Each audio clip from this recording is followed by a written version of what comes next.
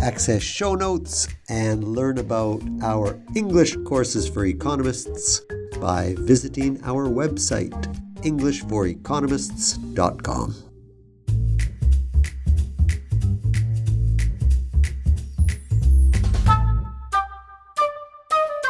Hello and welcome. I am Alan Robert and I am your host at English for Economists. My specialty is teaching English to economists, and I love what I do. I'm so happy that you could join me today. Now, make no mistake, I'm not here to give you a lesson in economics.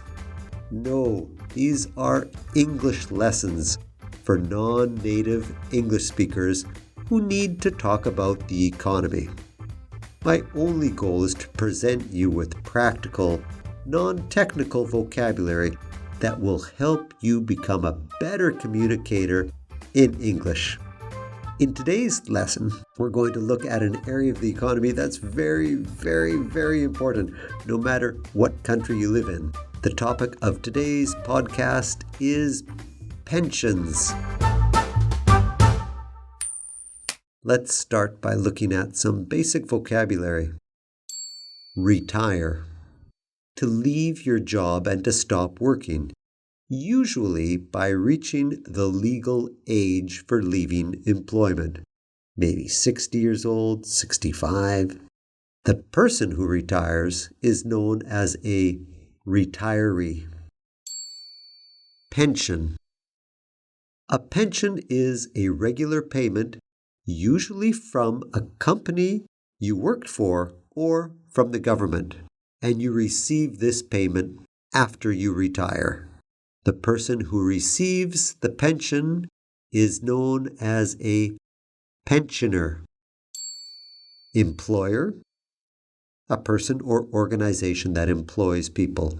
In other words, this is the one that gives the employment payment in exchange for their work. Employer. Disability. A disability is any medical condition that makes it more difficult for a person to do certain activities, like work, for example. Trade union. An organized association of workers formed to protect and further their rights and interests, also known as a labor union or a syndicate. Okay, let's go to our dialogue. Now, again, the dialogue is just to hear some of these words in context. Retirement plans may be set up by employers, insurance companies, the government, or other institutions such as employer associations or trade unions. The quality of pension systems available to workers varies greatly across the globe. Probably the most common are the so-called state pensions. These are paid to pensioners by governments that are committed to providing social security to their citizens. Workers receive state pensions when they reach the age of retirement, or if they become disabled and can no longer work. Normally, the citizen has contributed with payments during their working life to qualify for this benefit. Those are state pensions. Another common form of pensions are the so-called employment-based pensions. Employment-based pensions are retirement plans which usually require both the employer and the employee, the worker, to contribute money to a fund during their employment in order to receive a defined benefit upon retirement. Those are employment-based pensions. An employment-based pension can be based on a so-called defined contribution plan. This is a pension where employers set aside a certain proportion of a worker's earnings in an investment account, and the worker receives this savings and the investment earnings when they retire. A defined contribution plan. Okay, let's just take one more look at today's vocabulary. To retire.